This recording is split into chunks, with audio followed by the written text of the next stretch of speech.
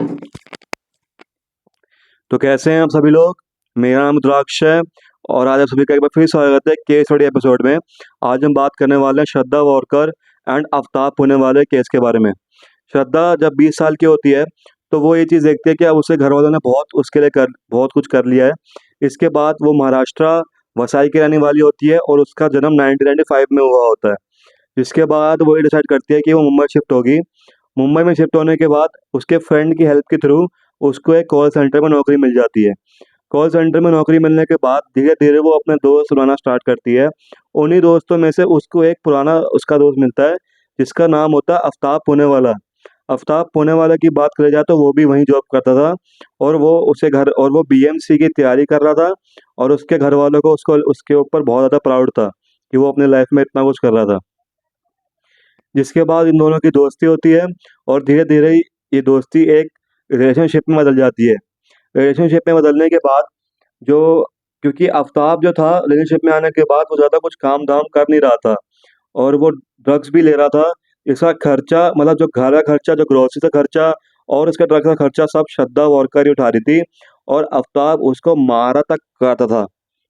जिसके बाद जो उसकी मदर होती है वो ये बोलती है कि क्योंकि उस मदर को कहीं न कहीं प उसको जो उसकी मदर होती है उसे कहीं से पता चल जाता है कि जो श्रद्धा है वो एक मुस्लिम लड़की को डेट कर रही है और उसके साथ रिलेशनशिप में रह रही है। जिसके बाद वो उसकी मदर उसको मना करती है कि आप ऐसे रिलेशनशिप में मत रहो क्योंकि इंटरकास्ट मैरिज हम सपोर्ट नहीं करते हैं, उस लड़के को आप छोड़ दो, इसमें आगे दिक्कतें ही हैं। लेकिन श्रद्धा नहीं मानती है और वो अपने घर से लड़ने झगड़ने के बाद वो ये अपने घर वालों को ये धमकी देती है कि मैं घर छोड़ के चले जाऊँगी। घर छोड़ने के बाद उसे घर में बुरा हाल होता है लेकिन कुछ टाइम के बाद उसकी मदर से कॉल आता है और उसे फिर समझाती है कि बेटा ऐसे नहीं कर। लेकिन श्रद्धा नहीं मानती और वो ये लेकिन फिर भी उसकी मदर ये कहती है कि अगर आपको वापस आना हो तो मैं और भैया आपका वेट कर रहे हैं। आफ्ताब के बारे में बात करी जाए तो आफ्ताब के घर वालों को भी कहीं आगे जाकर ये बात पता चल जाती है कि जो श्रद्धा कि वो एक हिंदू लड़की को डेट कर रहे हैं। हिंदू लड़की को डेट करे तो इसके बाद आफ्ताब के घर वाले भी गुस्सा होते हैं और वो भी सेम वही चीज़ उनको बोलते हैं, बट आफ्ताब भी नहीं मानता है। इसके बाद उनकी लड़ाई श्रद्धा और आफ्ताब की लड़ाई हुआ करती थी। आफ्ताब जो था उसको मारा भी करता था। एक बार ऐसी श्रद्धा ने कंप्लेन करी कि आफ्ताब के फ़ोन में डेटिंग ऐप है। डेटिंग ऐप क्यों है? क्योंकि जब आप ऑब्वियस सी बात जब आपके पास एक गर्लफ्रेंड हो, तो आपने अपने फ़ोन में डेटिंग ऐप क्यों रखा हुआ है? इसके बाद आफ्ताब ये कहता है कि ये मेरे पहले से जब आप गर्लफ्रेंड नहीं भी थे तब भी मेरा फ़ोन में था। लेकिन उसी टाइम पे आफ्ताब ने अपने उसका पुराना ये उसने नया फ़ोन लिया था, जिसमें उसने वो डेटिंग ऐप फिर से डाउनलोड किए थे और आफ्ताब को कभी किसी रात को लड़की का कॉल आ गया हो, जिसके बाद श्रद्धा बहुत ज़्यादा गुस्सा होती थी और उससे नाराज़ हुआ करती थी और अपनी फैमिली के प्रेशर के बाद वो लोग क्योंकि लिविंग रिलेशनशिप में वो रह रहे थे। इसके बाद वो ये डिसाइड करते हैं कि हम न्यू दिल्ली शिफ्ट हो जाएँगे, इसके बाद हम अच्छे से खुशी रहेंगे। न्यू दिल्ली शिफ्ट होने से पहले वो लोग हिमाचल जाते हैं अपनी ट्रिप के लिए। न्यू दिल्ली में शिफ्ट होने के बाद वो वहाँ पर अच्छा उनका चल रहा होता है, लेकिन अच्छा सब चल रहा होता है, लेकिन उसी के बाद श्रद्धा होती है, वो बहुत ही ज़्यादा अपने आप को यूज़ समझ रही थी। उसे लग रहा था कि श्रद्धा का कि आफ्ताब कहीं उसे यूज़ तो नहीं कर रहा है, क्योंकि सिर्फ़ अपने खर्चे उठाने के लिए उसने मुझे रखा हुआ है। जिसके बाद वो गुस्से में आके शादी के लिए बोलती रहती है एक दिन, लेकिन उसी के बाद आफ्ताब बहुत ज़्यादा गुस्सा हो जाता है। गुस्से में आके वो उसका गला पकड़ लेता है और गला पकड़ने के बाद वो उसे तब तक नहीं छोड़ता जब तक उसने अपना दम नहीं तोड़ दिया। दम तोड़ने के बाद वो बिल्कुल भी परेशान नहीं होता है, वो दरवाज़ा बंद करता है और दूसरे कमरे में जाके सो जाता है। दूसरे कमरे में सो जाने के बाद अगले दिन वो एक मार्केट में जाता है और एक हॉक जिसे कहते हैं जो जैसे आरी जिसको बोलते हैं, आरी लाता है और एक बड़ा फ्रिज खरीदता है। तो ये सब खरीदने के बाद वो श्रद्धा की बॉडी को कट करना स्टार्ट कर देता है और वो श्रद्धा की बॉडी को 52 पीसेस में कट कर देता है।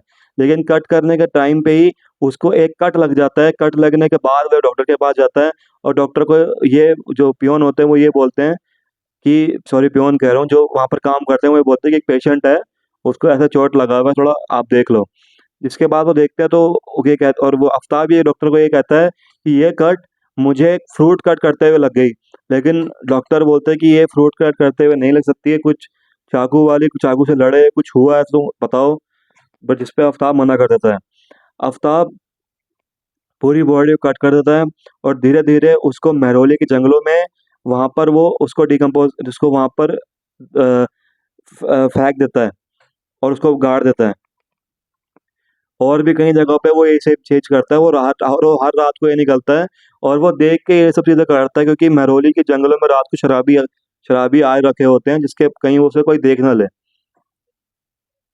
लेकिन धीरे-धीरे और ये सब होने के बाद वो उसके सर को, क्योंकि उस लास्ट में उसका सर बचता है और सर को वो उसके जलाकर ज़मीन के अंदर गाड़ देता है, ताकि अगर कल को पुलिस को ये मिल भी जाती है तब भी वो लोग इस चीज़ को पहचान नहीं पाएँगे कौन था इसमें। इसके बाद वो उसके फ्रेंड्स को भी कॉन्टैक्ट करता है, फ्रेंड्स उसके मैसेज करते हैं, धीरे-धीरे उनसे वो बातचीत भी करता रहता है और अपने स्टेटस को भी अपडेट करता रहता है। लेकिन जब ये सब चीज़ें हो जाती है, तो आफ़ताब ये सीखता है कि अब मैं ये सब क्यों करूँ, क्योंकि अब तो मैंने जो करना था मैंने वो चीज़ कर ली है, तो अब तो ख़ैर क्या ही होगा। इसके बाद वो ये सब चीज़ें करना बंद कर देता है, बट जो उसके पेरेंट्स होते हैं वो उसके हर स्टेटस को चेक करते थे, जिसके बाद उसका स्टेटस नहीं लगते हैं तो वो बहुत ज़्यादा परेशान हो जाते हैं। उनको बेटी के बारे में अपनी कोई अपडेट नहीं मिल रहा, कुछ नहीं मिल रहा था, कुछ नहीं पता चल रहा था कि क्या हो रहा है।